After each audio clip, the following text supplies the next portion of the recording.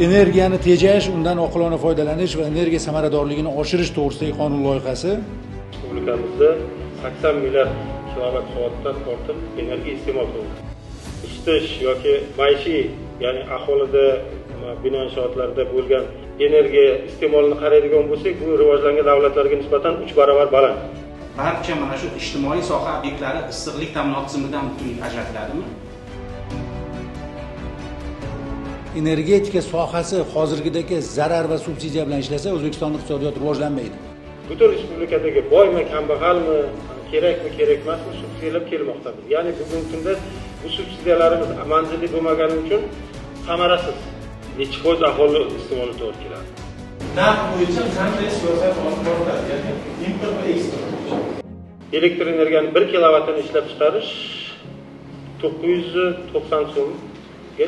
Bitta mana nonvoyni tasavvur ko'ringlar, bitta nonvoy bir dona non sotib olamiz, 2000 so'm, 3000 so'mga bir dona non sotib olamiz.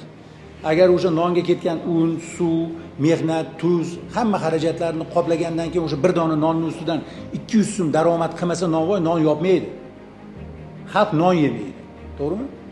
Lekin elektr energiya va svet shunchalar muhim narsa bo'lganligi uchun davlat zarar ko'rsa ham odamlarga 295 so'mdan 990 so'mlik elektr energiyani mana necha yillardan beri qoplab kelyapti. Bu elektr energiyani ishlab chiqarish uchun ishlatilgan pulimizni joyiga qo'yib qo'ya olmayapmiz. Zarar bilan ishlayapti.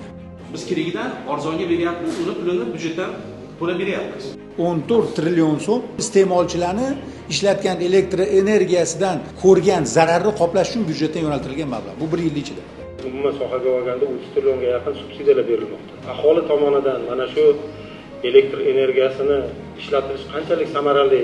Shunday sifatsiz energiya yetkazib berish natijasida energiyadan foydalanuvchilarga yetkaziladigan zarar qonunchilikda belgilangan tartibda qoplanadi. Energiya tejamkorlik bo'yicha qilinadigan ishlarimiz juda ham talaygina.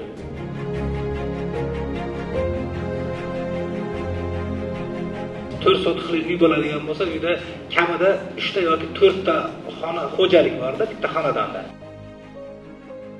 Takliflarimizning birinchi o'rinda mana shu ijtimoiy norma masalasi va bitta xo'jalikda bir nechta oilalarning yashashi va ularga ijtimoiy normani qo'llash bo'yicha yuzaga kelayotgan muammolar masalasi parlamentda hukumatga bergan takliflarda birinchi o'rinda turibdi.